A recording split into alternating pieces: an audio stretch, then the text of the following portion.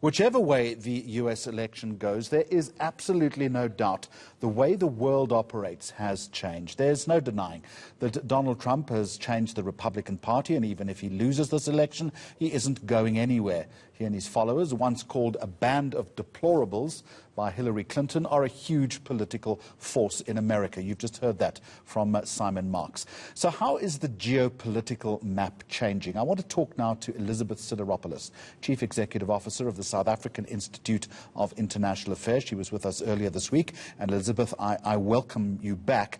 And you would agree with me that whichever way this goes, Donald Trump and his movement, his supporters, will remain a force. Yes, absolutely they will remain a force. And if we look at the map of the United States and the way in which many of the states have gone, certainly the ones that have declared, many of them are very, very close. So even if it's a Biden victory in some of the states, for example, if we see Arizona going his way, or Nevada or Georgia or whatever, the margins are so close.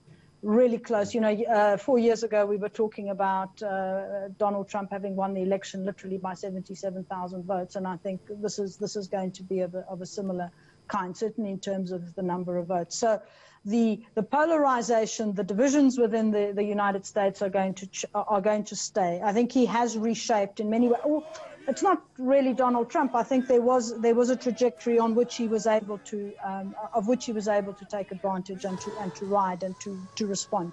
But at the same time, I think a lot of the issues that came to the fore under this administration are issues that resonate, even in some cases with Democrats, and certainly in the geopolitical context. So the rivalry with China is not going to go away because we may have a new president in the White House. That will continue. The tone might change, but certainly there has been a growing concern about the rise of China and how China itself is operating in the international environment, particularly since President Xi came to power. That resonates also across the board with Democrats, Republicans, and so on. And then the other issues around jobs and reshoring jobs, although Donald Trump didn't do as good a job as he likes to say about bringing back jobs necessarily to the United States. And so these are issues that will define the way also in which the U.S. continues to engage globally, particularly on economic issues with China, but also in terms of the rising geopolitical tensions in East Asia as a result of that. Do you ask yourself the question ever how things became so radically polarized and what its long-term means for America's place in the world?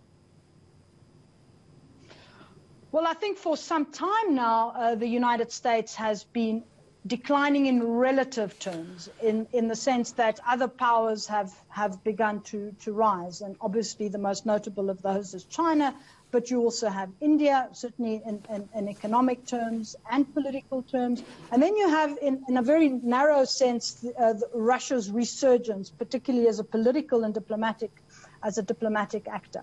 And so that's been happening for a long time, and it's part of the shifting power dynamics.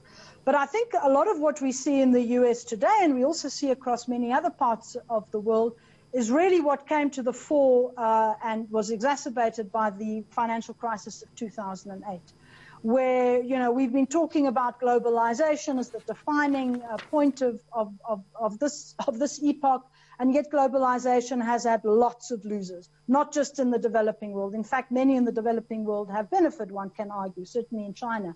And the fact that the systems that we had in place glorified globalization, forgot about the losers, and now the losers are coming back to remind us, whether that is in the United States, whether that is in the European Union or in the UK, whether it is also in our own country, in South Africa, which has had long-standing problems of inequality and unemployment and so on.